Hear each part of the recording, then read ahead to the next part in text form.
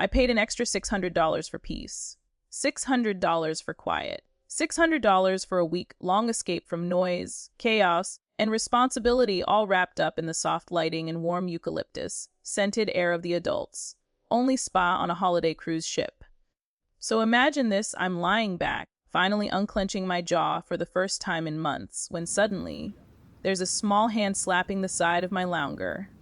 And then another, and another, but it wasn't the kid who bothered me. It was the parents who thought rules didn't apply to them. If you've ever dealt with someone who thinks they're the exception to every boundary, then hit that subscribe button. Like the video, drop a comment about the most entitled behavior you've ever seen, and get ready, because this story is one of those rare moments where justice doesn't just show up, you get to help deliver it. Let's dive in. Thanksgiving week on a cruise ship can be pure magic or pure chaos, depending on where you stand. There were families everywhere, dozens of kids sprinting around the decks, laughing, screaming, diving into the pools. And honestly, good for them. The ship was basically a floating playground, arcades, kid zones, water slides, bumper cars. If you were under 10, this cruise was heaven. But I wasn't under 10. I was exhausted. Work had been a long, relentless grind. My husband had been equally wiped out. So when we booked the cruise, we agreed this wasn't going to be one of those trips where you try to experience everything. This was a rest or die situation. That's why we paid the extra $600 for the spa pass, giving us access to the adults-only sanctuary for the entire week. Heated loungers, salt rooms, steam rooms, quiet whirlpools, tranquil music, no kids, no shrieks, no cannonball splashes, just peace. Or so I thought. On the second day of the cruise, after a beautiful breakfast and a gorgeous sunrise, we headed to the spa. I remember the quiet shift the moment I walked through the frosted glass doors. The way the sounds from the hallway softened, like someone was turning down the volume knob of the world. There was something sacred about it. We settled in, picked lounge chairs in the corner, and let ourselves melt into the warmth. The gentle hum of relaxation music swirled around us. 30 minutes later, that same gentle hum was interrupted by the unmistakable thud, thud, thud of a kid jumping around. At first, I didn't even process it. My brain rejected the sound, like, no, impossible. Kids aren't allowed in here. But there it was again. Jump, squirm, tap, tap, tap. I slowly opened my eyes, scanned the room, and saw him. A little boy, maybe 6.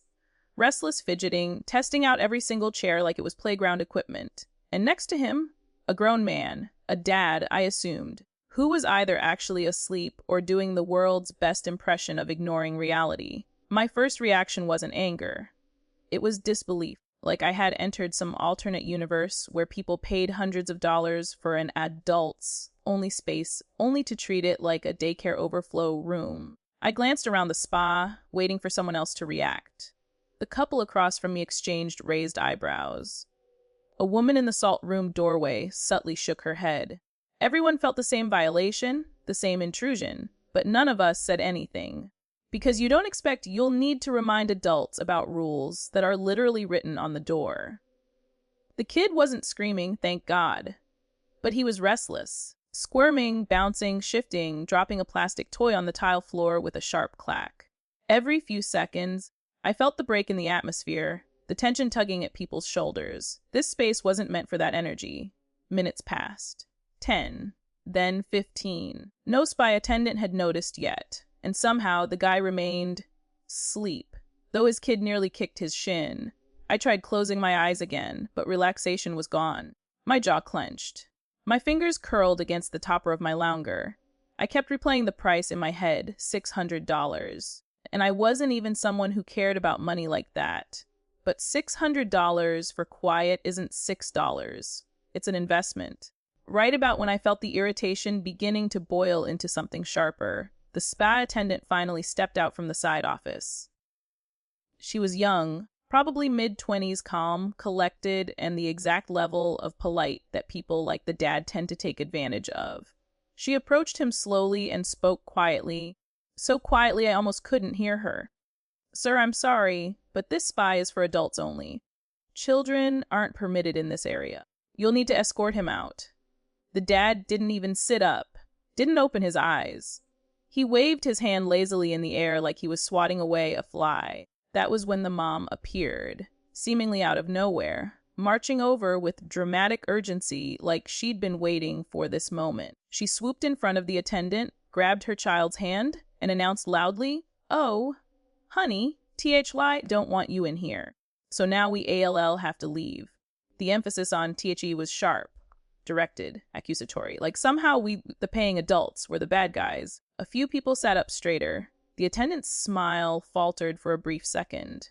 And the child, sweet, innocent, just following the adults in his life, looked confused and a little embarrassed as the mom herded him out, loud enough to make sure everyone heard her implied judgment. That moment made something in me snap. Not loud, not explosive, but firm, a sudden crystal clear feeling no. Nope, absolutely not. You don't to break rules, disturb everyone, get gently corrected, and then weaponize guilt on the way out. Instead of calming down after they left, I felt my pulse pick up. My annoyance sharpened into something that had an edge to it, because I knew people like that. People who made bad decisions but always framed themselves as victims. People who treated boundaries like suggestions, then attacked anyone who enforced them. I looked at my husband. He raised his eyebrows as if saying, "Seriously?" And that was the moment the idea for my quiet, strategic revenge surfaced. I wasn't going to yell. I wasn't going to confront them.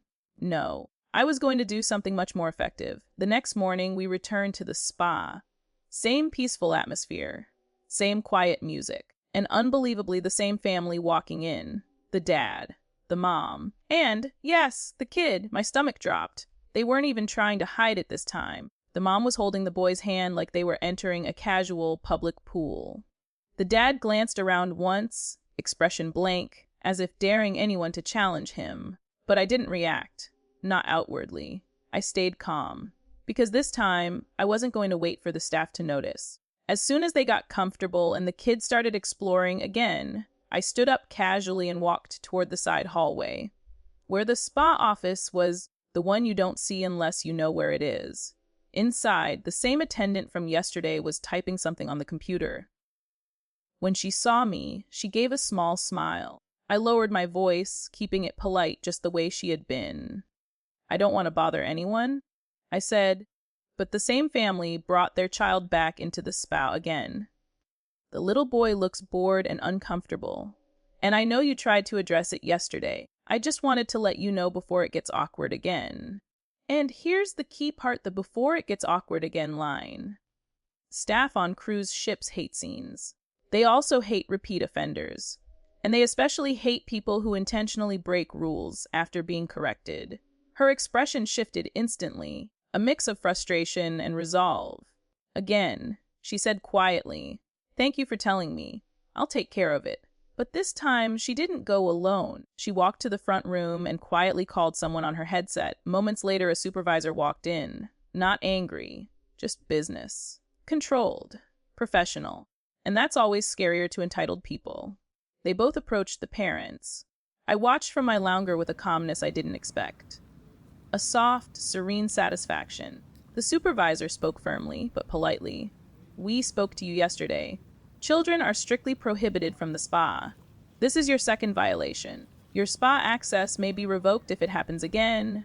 The dad sat up, wide-eyed now, no longer fake sleeping. The mom stiffened, her face flooding with irritation. "But he's quiet," she snapped. "He's better behaved than most adults in here." The supervisor didn't flinch. "The rule isn't about behavior, ma'am. It's about age, but also safety, liability, and the experience people paid for. This is your final warning." Final warning. That phrase echoed through the air like a soft hammer. The mom sputtered for a moment before grabbing her bag, muttering under her breath. The dad stood, avoiding eye contact with everyone. This time there was no guilt trip. No theatrics. No, THY don't want you here. Just uncomfortable silence as they walked out. They didn't come back for the rest of the trip. The next morning, the spa felt different. Almost lighter. People smiled more. Someone actually said, "Thank God," under their breath when the door stayed kid-free all day. The attendant even thanked me quietly later.